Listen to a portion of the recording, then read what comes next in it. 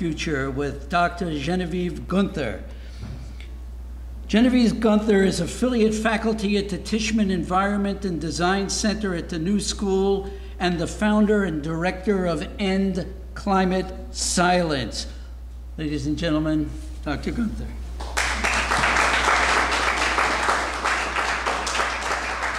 Thank you, Danny. Thank you, David, for that haunting piece that you played so beautifully. Thank you, Monica, for inviting me to speak today. Closer to the mic. Okay, can you hear me better now? Wait. Bring up the podium. I don't have my glasses here. Oh my. All right. All right, that seems fine. Can you hear me better now? Yes. Okay, thank you to everybody for having me here and for making this morning so beautiful already. Just a bit about me. I came late to climate change. I am trained as a Renaissance scholar. My PhD is in Renaissance literature, and my first book was on the relationship between Renaissance aesthetics and magic. But I was teaching at a university in a town where my husband refused to move. And so after I became a mother, I declined their offer of tenure and moved to New York City, figuring that I was going to continue to write about Renaissance literature, after I spent time at home with my son. But while he was a baby and I was nursing him with one hand and reading the news on my phone with the other, I started to see more and more articles about climate change. And I started to get increasingly concerned about what was going to happen to him after I was dead.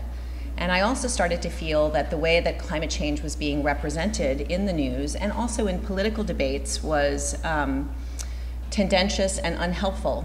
And I started to feel like I might have my own thing to say about it. I wasn't quite sure what I was going to do. But then in 2017, the New York Times hired this op-ed columnist named Bret Stephens. And Bret Stephens was on record as being an inveterate climate denier. He called climate science a religion.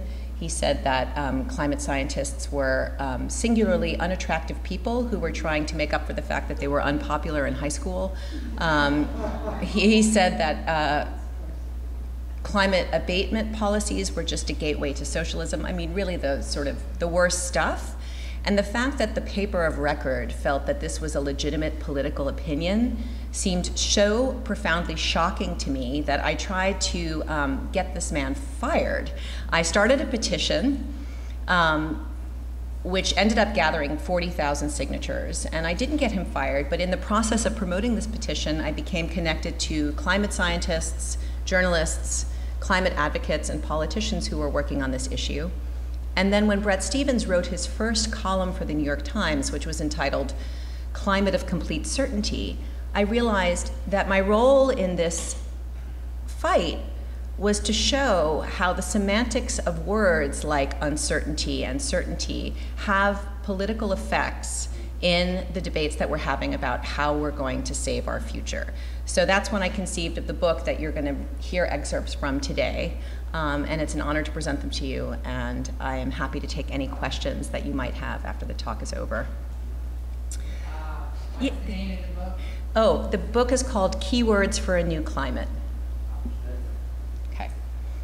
But before I turn to language, I would like to start with last October's special report released by the UN on the differences between 1.5 degrees and 2 degrees Celsius of warming. The most important element of that report, to my mind, is its finding that we have 12 years, now 11, to halve our greenhouse gas emissions and 30 to cease them entirely if we're going to have merely a 50-50% chance to halt warming at 1.5 degrees Celsius and a 66% chance to halt warming at 2 degrees Celsius, the levels at which the science says we have a chance to save the majority, if not all, of the living world. And let me emphasize that these timelines give us a chance to halt warming at these levels, do not guarantee that we would do so. And I ask you to consider, would you get on an airplane that had a 50% chance of crashing? Perhaps you would not.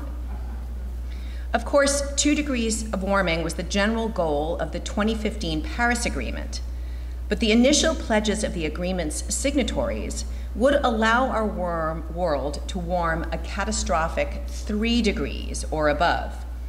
And none of the major emitting nations have increased what they call the ambition of their pledges since 2015, largely because Donald Trump notoriously announced soon after he took office that he was pulling the US out of the Paris Agreement. Now, temperature targets are not the only way to judge the effects of our emissions.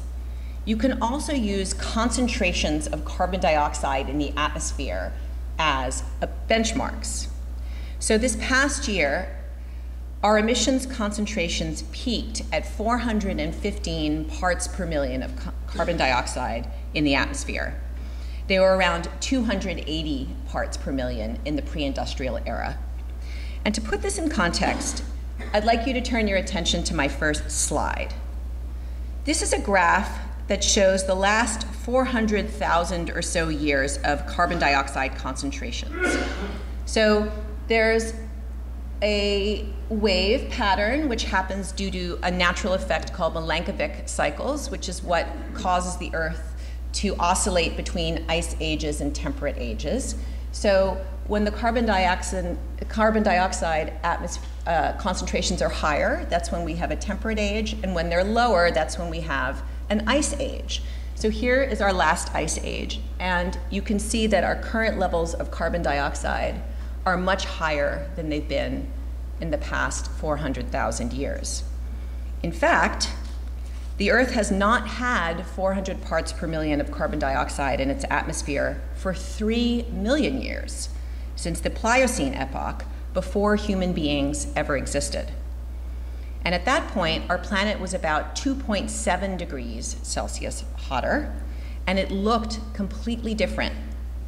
Most land mass was covered in savanna or grasslands. Camels lived in Canada. Alligators lived in the Arctic, which was swampy like Florida. And the seas were about 20 to 30 meters higher. 20 meters of sea level rise would swamp about 5.6 million square miles of land, where about half the human population currently lives. So this is a map of New York City after about 20 meters of sea level rise. As you can see, Central Park West remains above the waves, but as an island in an archipelago in the middle of the Atlantic Ocean.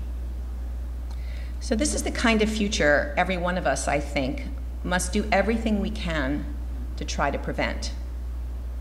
And we only have one chance in which to do it. And that chance is right now, showing significant results for our efforts in a mere 11 years. Once the ice melts, we cannot refreeze it on human timescales.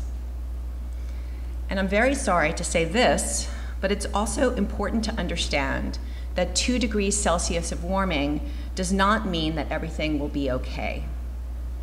So why don't we look at the effects of 2 degrees of warming on water only?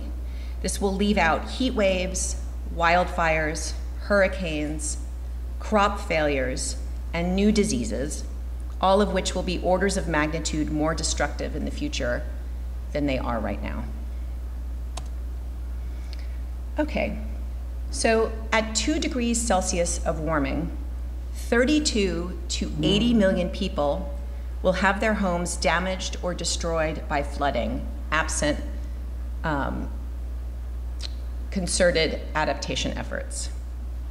Now, 80 million people is greater than the population of any European country besides Germany. Imagine the economic and human catastrophe of an entire European country flooded and all of those people on the move with nowhere to live. That catastrophe will spread across the world. So that's too much water. But in another way, we will not have enough water.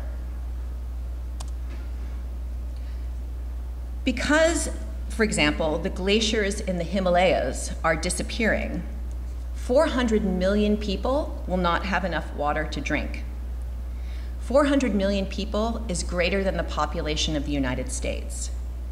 It will be, in the absolute best case scenario, as if our entire country did not have enough water to drink. But again, that thirst will be spread all over the world, including in the US. The Colorado River, which supplies water to parts of California, Colorado, Nevada, New Mexico, Utah, Wyoming, and all of Arizona, is already drying up. And finally, at 2 degrees Celsius of warming, all the coral reefs in the world will die. And this is a tragedy not only because the reefs are gorgeous and amazing and a natural wonder. About 1 billion people on this planet depend on the reefs for food. What are those people going to eat when the reefs die off? Now, this all sounds very bad, I know, but what's really bad is that we would be extremely lucky to halt warming at 2°C. With our current politics, it would be basically a miracle. Not only are nations not ramping up their Paris pledges to cut emissions, in fact, global greenhouse gas pollution is going up. As you can see, after a short plateau, global emissions rose in 2017 and 2018, and US emissions are also once again on the upswing. So this graph is kind of elaborate, but basically it shows different pathways which lead to different atmospheric concentrations of CO2 and thus different temperatures. Due to the rate at which our emissions are rising and the lack of sufficient climate abatement policies on the part of nearly every world government, we are on track to warm 4 degrees Celsius pretty much over the course of my son's lifetime.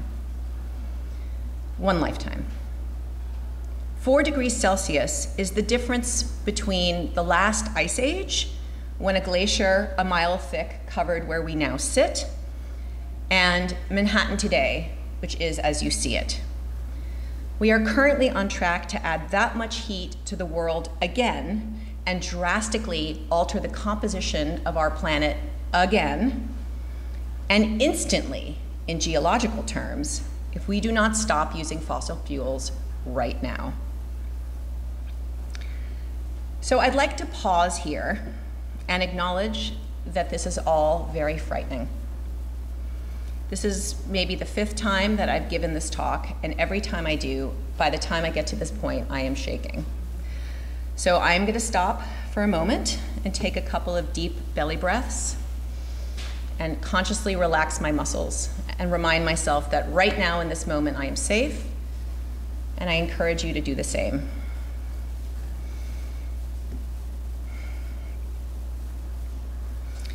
And now, I would like to tell you that once I have taken some breaths, I tend to cope with my fear by converting it into anger. What? Anger. Because you know what? I am outraged that we are in this position. How did we get here? How could people in power have let this happen? I didn't know this was happening, even though I saw Al Gore's An Inconvenient Truth in 2007. I mean, I guess I kind of knew, but I didn't really absorb the implications of that film or what I was hearing, because nobody else seemed to be alarmed. My parents, who were alive at the time, weren't alarmed. My friends weren't alarmed. My teachers weren't alarmed. Nobody in government certainly seemed to be alarmed. And there were lots of reasons why so few people were alarmed and why so few Americans even now realize we are in a climate emergency, an existential crisis where 2 billion people are in danger of dying in the next decades. But the most important reason, and the one that I'm the most angry about, is that executives in oil and gas companies teamed up with powerful politicians to run the most well-funded, well-organized, massive disinformation campaign in human history. And this campaign, even today, has left the vast majority of the world with absolutely no idea how dire the situation really is. According to extensive research by journalists and historians, oil and gas companies knew already in the 1960s that their products would kill millions or even billions of people, but they covered up that knowledge and continued to drill for oil and gas with ever wider greed.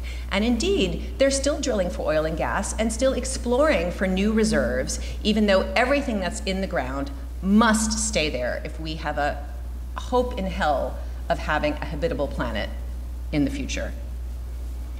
In the 1980s, when scientists started speaking publicly about the threat of climate change, these companies and their government servants began to attack the credibility of climate scientists and cast doubt on their findings, all in order to make the general public believe that we don't really know enough to be sure that we must transition to a clean, safe energy system. And I'm sorry to say that their efforts have been wildly successful. So now I'm going to explain a little bit how the fossil fuel industry teamed up with climate-denying politicians to craft a language that made voters think that climate change wasn't really anything to worry about. So since the 1980s, right up to the last IPCC report in October that I began with, climate deniers have at every opportunity made public statements highlighting scientific uncertainty. Now, let me ask you, what do you imagine when you think of uncertainty? You think of not really knowing, right?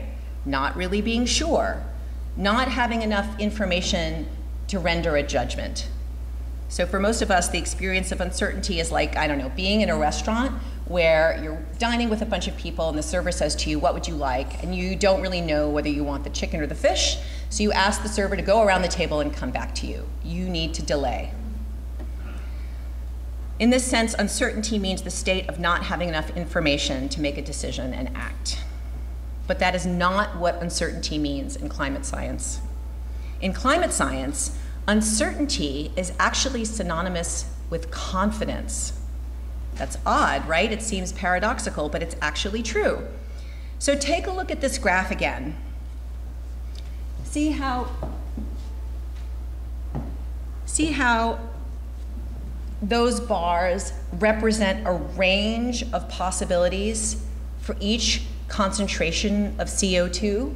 So at a certain concentration, you might get temperature increases less than 4C or slightly more than 4C. There's a range there. That range of possibilities is the uncertainty interval, but it's also known as the confidence interval. In this sense, uncertainty does not signify that scientists don't know stuff yet. It means they know there is a range of potential outcomes, some bad and some really, really bad. In fact, scientific uncertainty means that scientists can't rule out the possibility of the worst case scenario, which in fact, from a risk management perspective, like the one that you take when you buy insurance, we are required to take more action to hedge against the possibility of these worst case scenarios. But this more complicated, disciplinary sense of uncertainty was suppressed by the climate deniers' public relations campaign.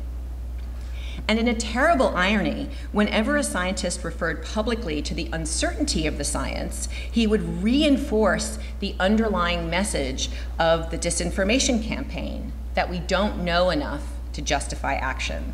Because generally, when people listen to scientists speak, they use their personal common sense definitions to understand what the scientists are saying. And that's what the climate deniers relied on, that semantic ambiguity. So this is why language matters. Even as it bears down on us, climate change is still just getting started, and it remains, for most people in the United States, largely invisible. It's already super obvious in the Arctic, but most Americans are not in the Arctic. It's already super obvious in the northern triangle of Central America, in Guatemala, Honduras, and El Salvador, but most Americans are not in Central America. So climate change needs to be represented by words. It needs to be communicated in order to make it tangible and personal. Even when you consider places and people that have been destroyed by extreme weather, like nearly everybody in the Bahamas, who were either killed or rendered homeless and destitute by Hurricane Dorian, for a recent example, you need to use your understanding of scientific attribution to interpret that tragedy as related to climate change and to understand how climate change is making those catastrophes more widespread or likely. And this act of interpretation, of course, is challenging for even the well-informed, but it's extremely difficult when you never hear about climate change at school or in the news. That's why climate deniers can step in and exploit the semantic ambiguity of a word like uncertainty to confuse the public and hide the truth. Since last year's IPCC report, and since more and more of us are indeed beginning to see the effects of climate change with our eyes, the fossil fuel industry and climate-denying politicians have switched their tactics. Now, they increasingly acknowledge that climate change is real, but they question whether we can afford to transform our economy and leave the fossil fuel era behind. How will we pay for this transition, they ask. It costs too much, they claim. We don't really need to stop burning fossil fuels, they say. We can just work on increasing our resilience. All of these claims are lies. So now I'm going to turn to these two terms, cost and resilience, in order to expose the campaign messaging strategy of people who are trying to prevent climate action now, so that you can be armed when you encounter these arguments in your own life or even in your own head. And I'm also going to touch on a word that I use myself, which is the word we, because that word does a lot of ideological work to maintain business as usual by hiding who's really responsible for climate change. Did you have a question? Yeah, could you explain a little bit the line F 2017 on the graph, the blue, the green, the yellow, you know? Yes, these lines here, the blue line is a representative concentration pathway in which we do everything that we have to do to meet the targets of the Paris Agreement, and emissions decline, and we end up in a range of warming around 2 degrees Celsius. So the main blue, the thickest blue line is kind of the average of all of those possible models of achieving that concentration of CO2, and the lighter blue lines are the specific models themselves. And so there are 1, 2, 3, 4, 5 representative concentration pathways in this graph. So we have to reduce the, what is it, the gigatons? Is that it, the gigatons? Yes, we need to bring our carbon emissions down to net zero in the next 30 years to have a 50% chance of hitting 1.5 degrees Celsius and keeping climate change under human control. All right, back to language. First, I'll talk about the word cost. When people imagine what climate policy might look like, they often imagine having to shell out big bucks to put solar panels on their roofs, or to spend money to trade in their gas guzzler for an electric vehicle, on top of whatever higher taxes climate deniers say we're going to have to pay to Uncle Sam in order to fund this transition. Well, I'm here to tell you that's not how it's going to work. Yes, using federal policy, we will need to rebuild our energy system, transform our transportation system, and clean up industry and agriculture. We will need to make a public investment along with private investment in new infrastructure and manufacturing and adaptation policies in order to preserve the conditions of our civilization. But if you actually read climate policy, you see that unless you're a person who makes more than $1 million a year, in some policies even $5 or $10 million a year, you will not need to pay more taxes or shell out money to pay for America's transition into a new economy. There's a lot to say about this, and I'm happy to take questions once my talk is over, but I'm just going to make one point here. In 2008, our financial system was collapsing, as you all remember, and we needed to make a public investment to shore it up in order to secure the global economy. Now, how much do you think the federal government spent to do that? Bloomberg News has estimated that the US spent about $12.8 trillion to bail out the banks. $12.8 trillion. And that's the conservative estimate. The Levy Economics Institute at Bard College calculated that the bailout cost $29 trillion. And the Government Accountability Office, an actual federal agency tasked with advising Congress, tallied the bailout at $16 trillion, so right in the middle of those two estimates. And let's take that middle figure. Let's say that in the past 10 or 11 years, the US has spent $16 trillion to prop up Wall Street. Now I ask you, can you say exactly how much of that $16 trillion came directly out of your wallets? I'm gonna bet that you can't. And the reason I bet you can't is that government investment doesn't actually require everyone putting some cash in a pot and sending it to Washington on a donkey in the form of taxes, and then allowing government to spend out of that pot.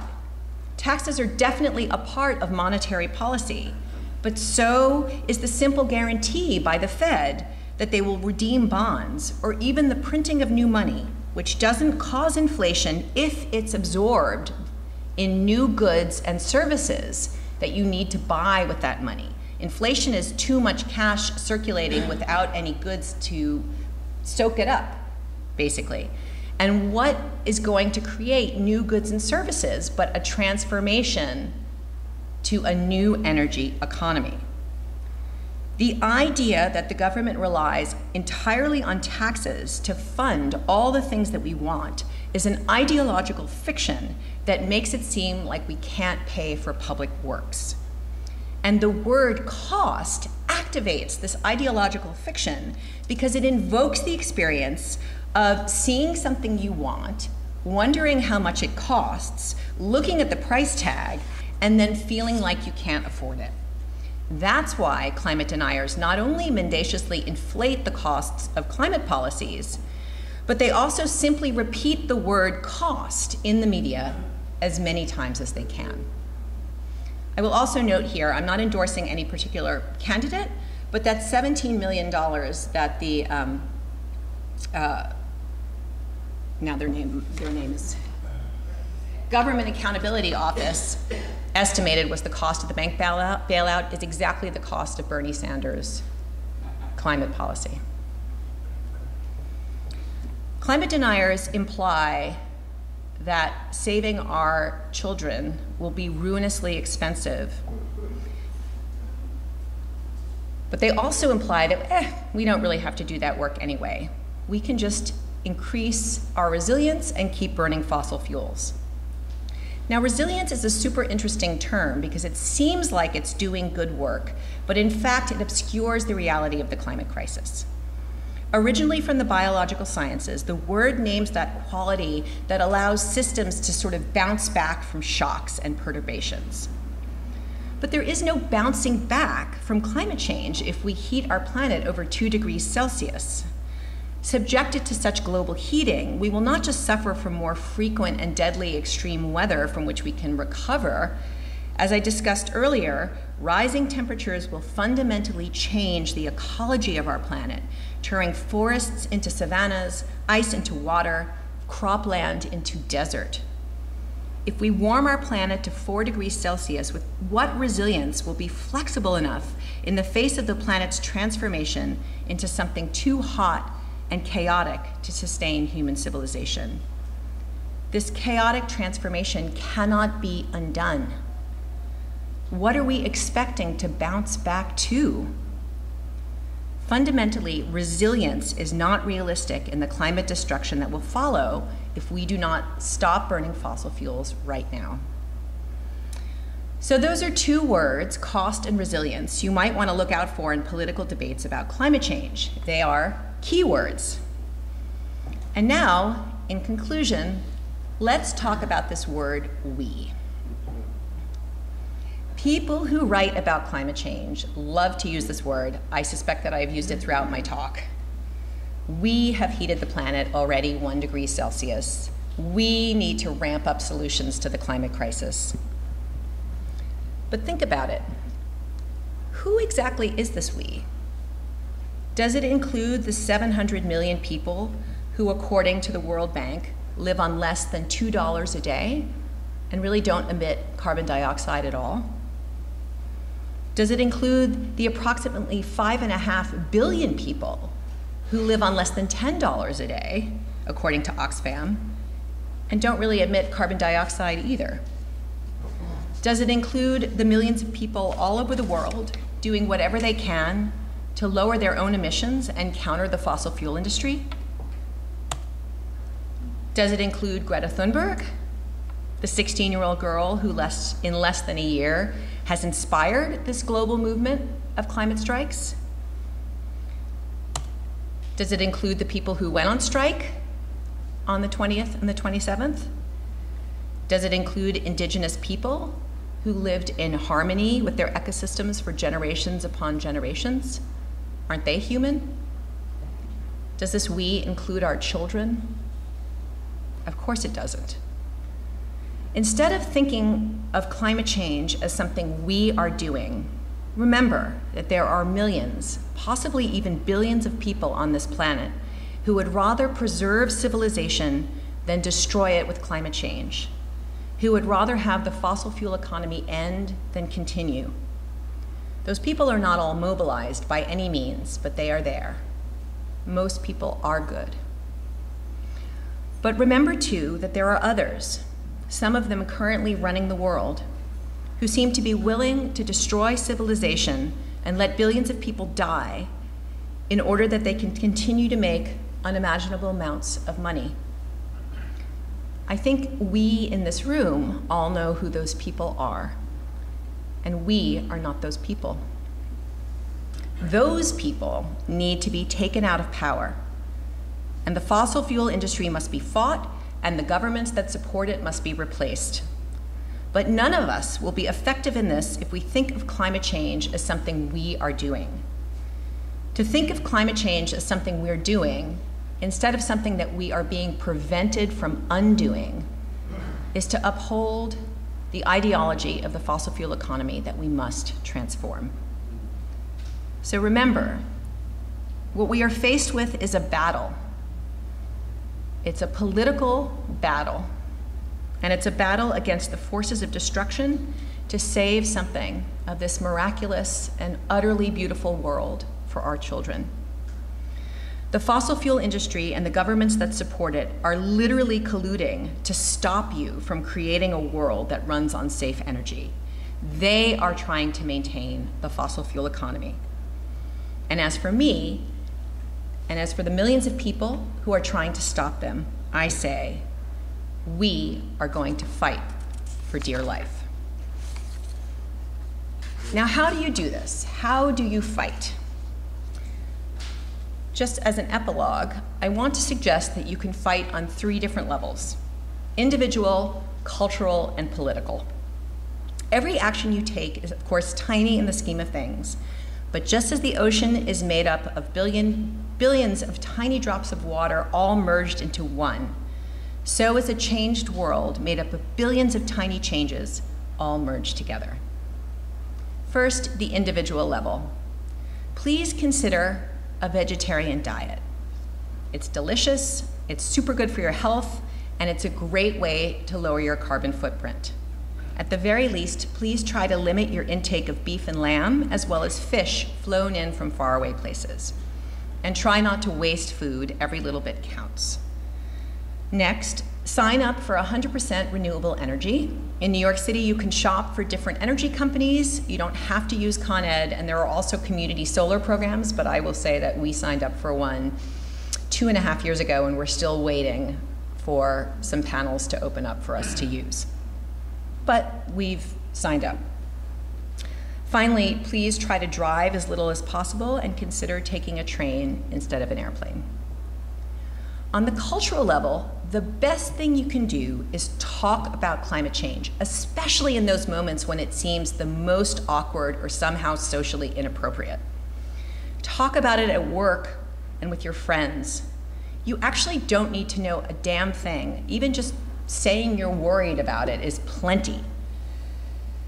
Even doing that fights silence, complacency, and normalizes the idea that this is a real threat that we must face now.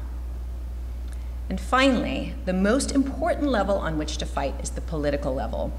Even if we all reduced our carbon footprints to 0 right now, we would not solve this problem without major federal policy. The number one producer of carbon dioxide is electricity, and that is a structural, infrastructural issue that needs government policy.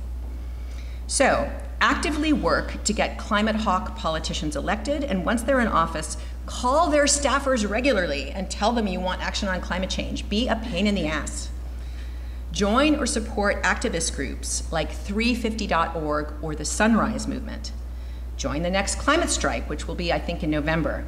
And if you're really serious, commit, or consider at least, engaging in civil disobedience with Extinction Rebellion. My son is 9, and I think he's too young to cope with his mom getting arrested. But once he's over, I have committed to myself that I am going to engage in civil disobedience if we haven't managed to change our system before then, in the next few years. And as you go forward, have courage. I know all this feels overwhelming, and it's inevitable to wonder what one person can really do. But please have courage and have faith. My friend, the climate activist Beth Sawin, tells this story. She asks us, imagine a pond with water lilies floating in it. The lilies are growing, doubling the covered area of the pond's surface every day. Say in 30 days, these lilies grow from a scattering of individual plants to a collective green that blankets the full surface of the pond. If day 0 sees only scattered plants, and day 30 is the day on which the pond is fully covered, on what day will the pond be merely half covered? That's right, on day 29. Now imagine the surface of that pond as political will, and the lilies people ready to act to force change. Imagine that when the pond is fully covered, power shifts enough to pass laws and direct spending and build infrastructure in support of a livable planet. What will that pond look like on day 26 or 27 or even 29? Not very full, right? But then, bam, a green pond. Unless you practice systems thinking, you might look at the sparsely covered pond that is our current politics and lose heart. But now is actually the time to try your hardest. Now is the time to let your hope rise the highest, because we are making systemic change even when we can't see it. Because that is how systemic change happens, very slowly and then all at once. So go home today and hug the people you love and the animals you love. Take a walk, perhaps, and look at the beautiful sky. And please commit to doing everything you can to change our politics and save our children's lives. Instead of selfishness, choose love, choose life, give of yourself, because we need you. Thank you. First of all, I apologize first, but you know, as impassioned as you were, everybody's going to leave this room and not do anything about climate change. I don't think that's true. I don't think you can speak for everybody. But it really has to happen on a large scale. Yes, indeed, it has to happen on a large scale. But if someone had said 18 months ago that we would have the biggest global action in world history, that all of our Democratic presidential candidates would be supporting a Green New Deal, that Greta Thunberg would have gone from one person to millions of people in just 1 year. If people had said that the media would have gone from never mentioning climate change to talking about it, at least the print media, basically every day, I wouldn't have believed them. As I said in my conclusion, this is how systemic change happens, very slowly and all at once. And what we're doing is we are seeding history. No change will happen unless we do the thankless work now of seeding ideas, of creating connections, of renormalizing the idea of a future, of the fact that politics, democracy actually has an effect on our lives. All of these things, all of this work needs to be done before we start seeing results. So I want you to know that the way to keep yourself motivated, or at least the way I keep myself motivated, is I do this because it's the kind of person that I want to be. It's a conversation between me and my own conscience. So I encourage you all to have that conversation with yourself and not speak for anybody else. Yes, sir. Oh, sorry, Monica. Thank you for this presentation. As a scientist and as an activist, thank you for this wonderful presentation, Dr. Gruenther. As an activist and as a scientist, could you comment on methane? Because most of your slides were CO2. Mm-hmm. My understanding is 80%, 8 times more potent as a greenhouse, resulting organic bio waste. And as an individual, I think addressing to that gentleman there, it's very important as an individual that you have major impact on this major problem, and you can contribute individually. As I did last week, I was part of that climate strike. I went after work. I did not strike at work. I rode my bike along the western Hudson Highway, and I heard Greta.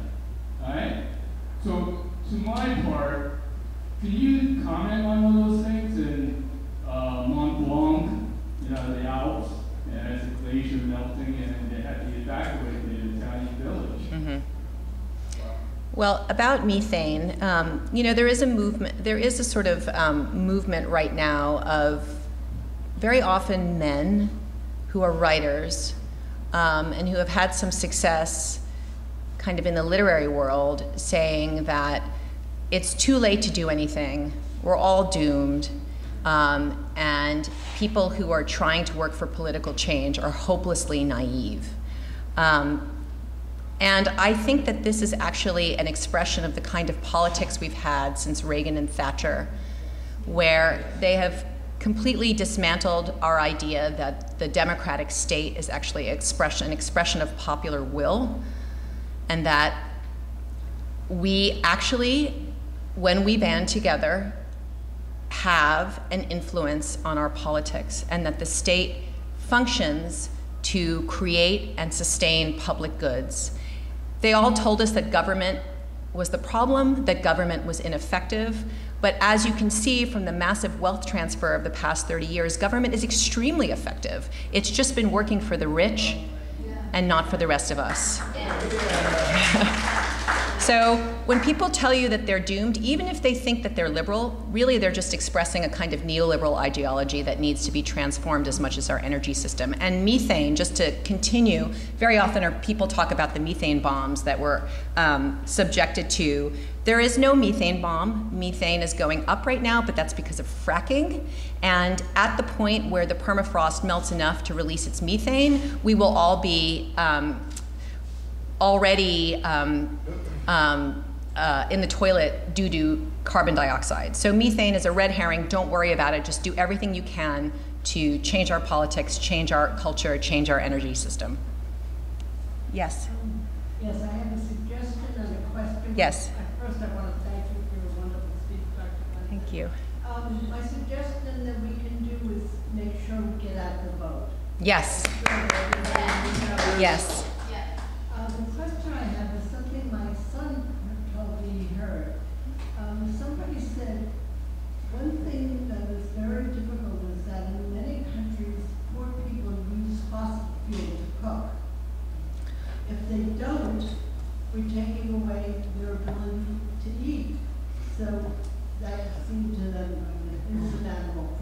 Yes, that's part of the equity piece of the global transformation to a decarbonized economy.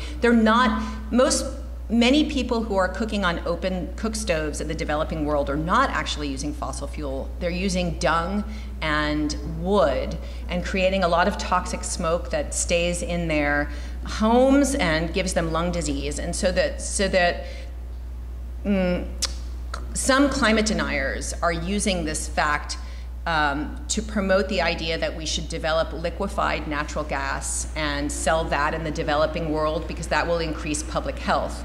But in fact, solar cook stoves are extremely effective, and just coincidentally, there is a short piece in this week's New Yorker in which they're profiling a young man who is developing solar cook stoves, and they describe cooking with these cook stoves. You can bake, you can fry, you can boil, you can do everything with a solar cook stove, and maybe that wouldn't work so well in Denmark, but it will certainly work well in India, Bangladesh, Africa, these places that have an abundance of the kind of energy that we can use, nearly infinitely without any adverse effects on our health or our climate.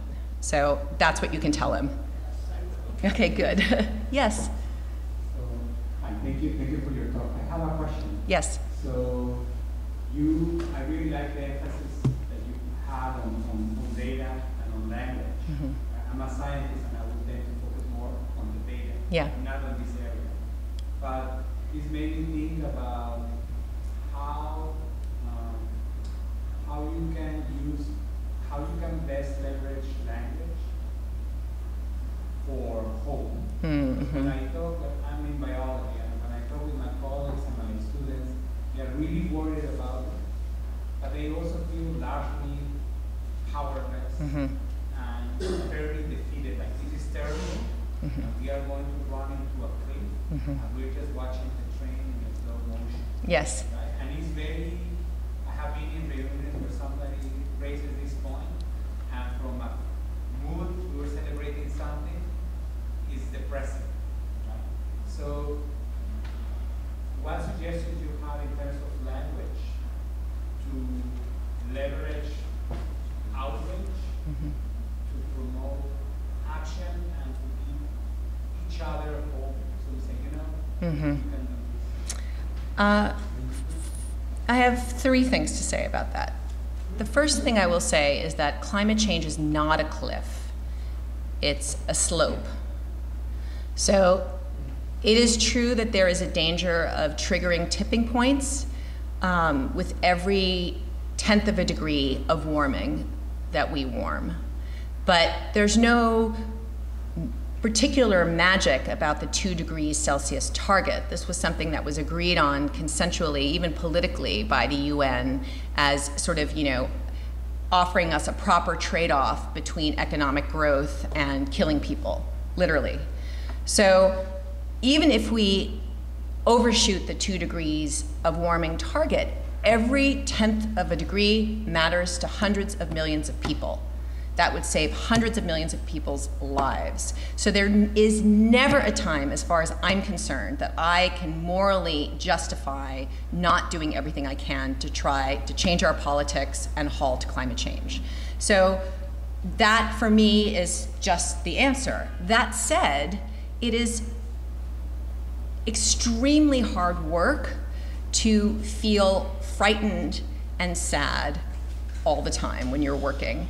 And the way that I convert that to outrage is by reading the news, by seeing what these people are doing, by, as soon as I realize what I think is evil, writing about it, And not everybody's a writer. Maybe someone does something different. Maybe someone thinks, okay, you're making this claim about how methane works. I'm going to do an experiment that shows that carbon dioxide is more important than methane. I don't know what your talents are, but I think the idea is that you just find what your talents are, bring that to bear to the problem, and just take it as a moral obligation to do everything you can, and then talk about your grief.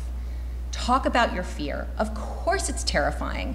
Hope comes from doing the work and seeing that other people are doing the work, and other people aren't going to want to do their work unless they know that it's safe for them to feel those awful things, and it's safe for them to confront this without social shame or opprobrium in some ways. So I guess that's only two things. So for me, it's a moral obligation, but it also has to be like a cultural shift where it's okay, you know, to say, I'm actually not pursuing happiness right now.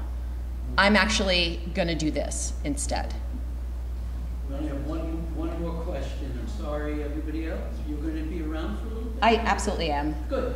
So last question. Well, I'd love to leave you to what you just said. It's okay. You and your scientists feeling like you're going off a cliff is often how I feel. I read about the billions of decrease in the numbers of birds in the Northeast, which came out last week, and all the other reports that we read. But everybody needs to hold on to it. It's hard to cry.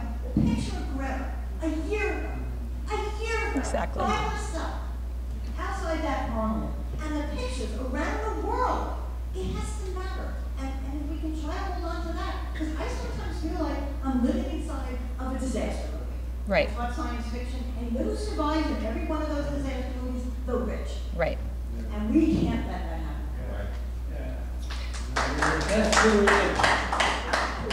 I will just say that things might get very, very bad. They might get very bad. But there is a difference between things getting extremely bad and there being a catastrophe, yet there being something left, and there being a future, and there being nothing left. So no matter how bad things get, we must continue. I mean, this is why I quite like the metaphor of a wartime mobilization to deal with climate change, not only because it sort of invokes the kind of focus and full economic rededication that this kind of transition will take, but also because one of the qualities that you're supposed to have in wartime is courage.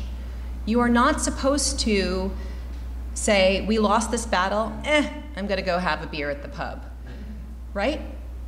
You get up and you fight another day. And just as a final word, if you read letters that people in the British government were writing to each other right after Dunkirk, where they had